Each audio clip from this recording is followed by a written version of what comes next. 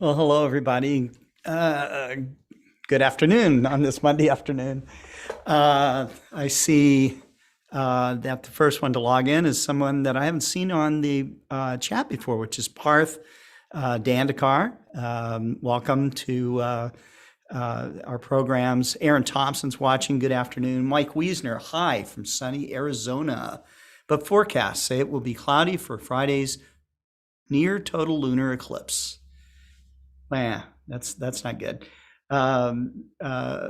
Steve, formerly known as Book Davy, says howdy. And Harold Locke says, no Dr. Barth today. That's true, no Dr. Barth. He is not going to be on due to a family commitment. So we might run into some of this stuff as we approach the holidays, so that's kind of happening. Aaron Thompson says we have a blizzard incoming tomorrow. Probably will be cloudy here Friday as well. Maybe 10 centimeters of snow and 90 kilometer per hour winds. Geez, that does sound nasty. So yeah, we have we have a kind of a short week this week. Being that no Dr. Barth today. We will not have a Thursday or Friday program because Scott has to go.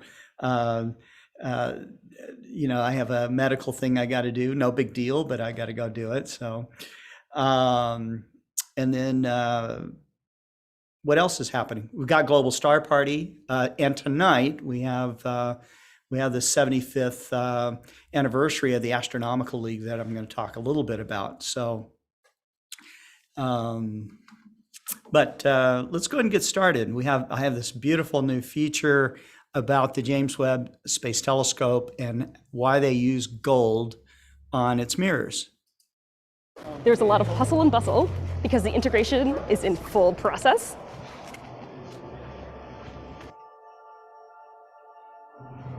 Just look at NASA's James Webb Space Telescope.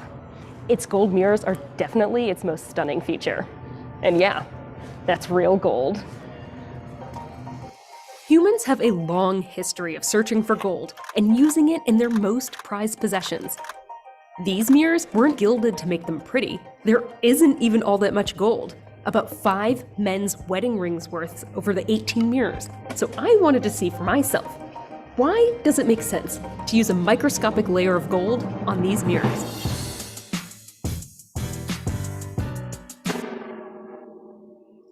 So our everyday mirrors tend to use silver or aluminum as their reflective material.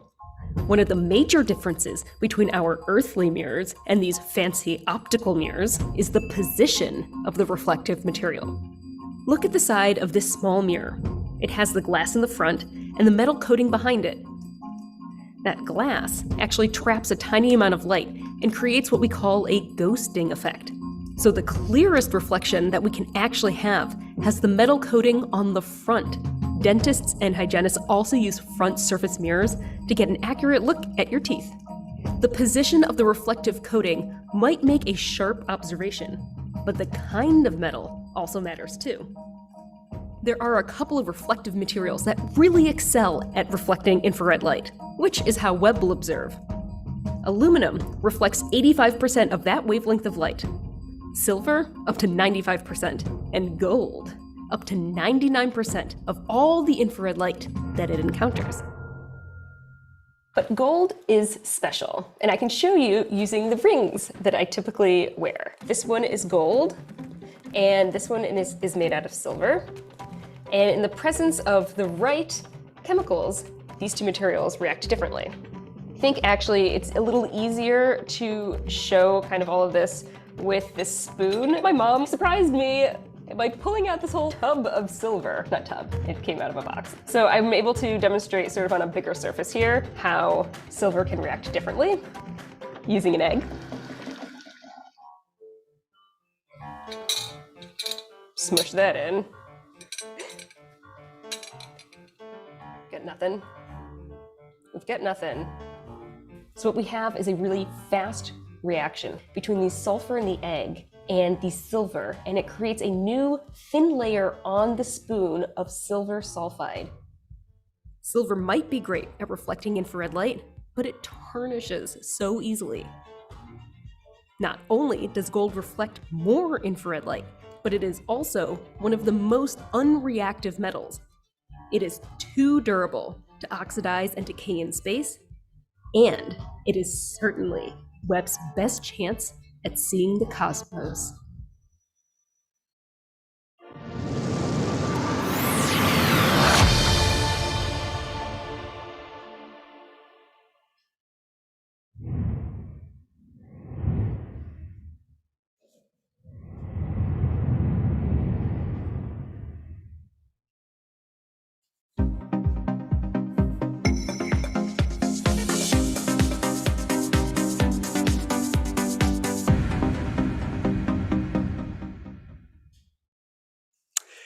Hello, everybody. This is Scott Roberts from Explore Scientific and the Explore Alliance. And I just wanted to come to you live and tell you what our week is looking like this week. It's kind of a short week for us for broadcasting. We have Dr. Barth, Daniel Barth, who was unable to do his show today because of some family commitments that he had. So that's understood. Family comes first, so not that we don't have this family here and that follows us on in social media, but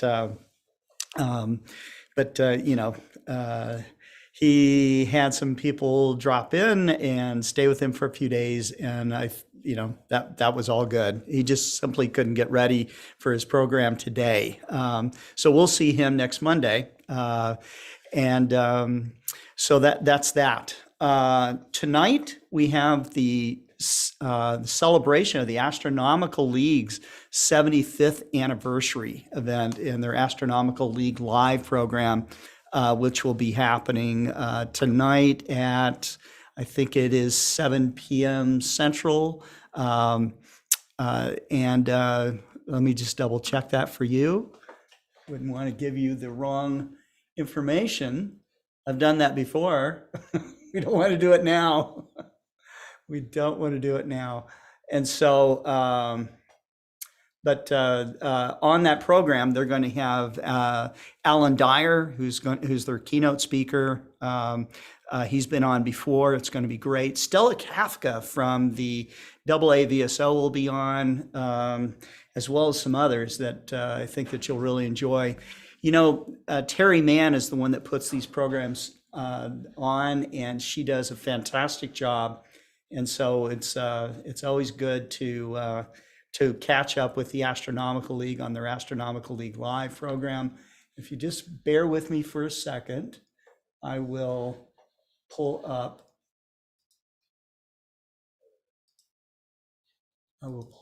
the program, and we'll just double check on the timing.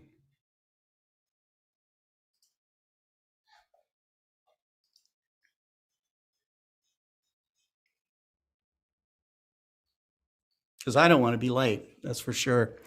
Let me recognize some of the people that are on with us today. We've got Parth Dandekar is on. Aaron Thompson is watching. Mike Wiesner. I think I mentioned a few of you while we were logging in earlier. In fact, I did.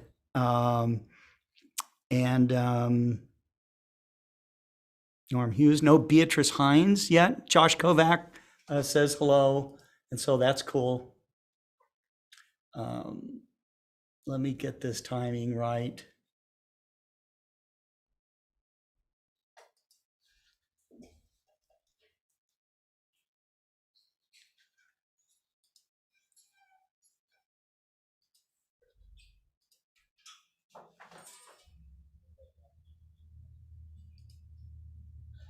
On the Global Star Party, I can kind of jump to that for a moment. Here we are.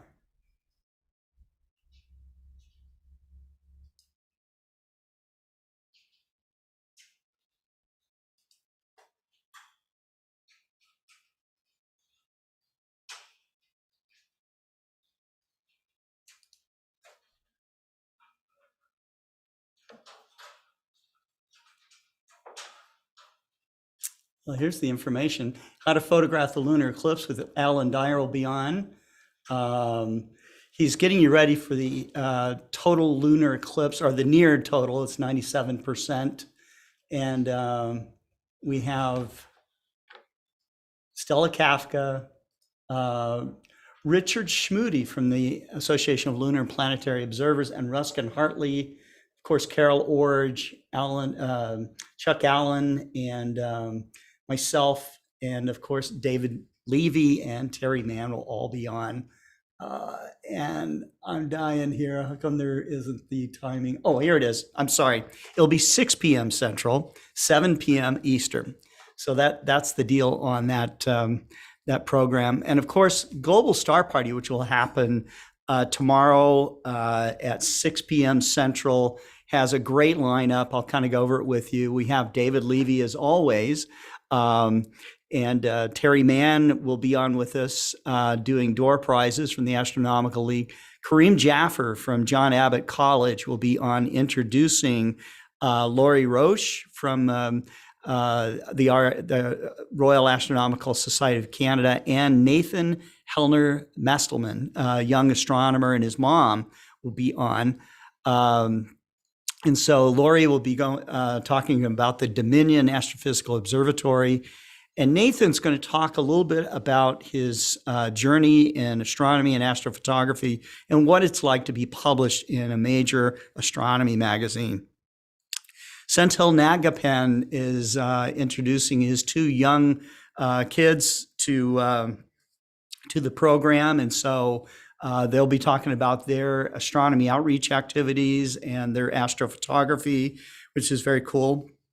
Jerry Hubble will be live from the Mark Slater Remote Observatory.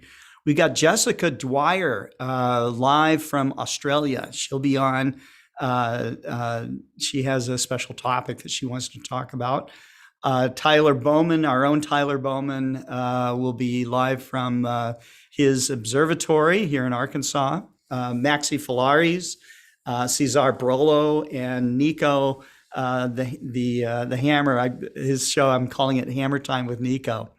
And then lastly is Simon Lewis, who was on our Focus on Astrophotography program. He'll be talking about New Zealand skies. So that's kind of our lineup for the next couple of days here. We will see you tonight at 6 p.m. Central, 7 p.m. Eastern for the Astronomical League event. They're going to have door prizes. You're not going to want to miss it. Some really fantastic speakers, as I mentioned. And that's it. So, yes, Josh says AL Live tonight is at 7 p.m. Eastern. Yes, it is. And so not 8 o'clock Eastern. So sorry to confuse you guys. I was a little bit confused myself. And Steve says you'll answer questions by email. Oh, okay. He's answering Nicole's questions there. So that's very cool. So thanks for tuning in, guys. And we will see you in a couple of hours. So until then, keep looking up.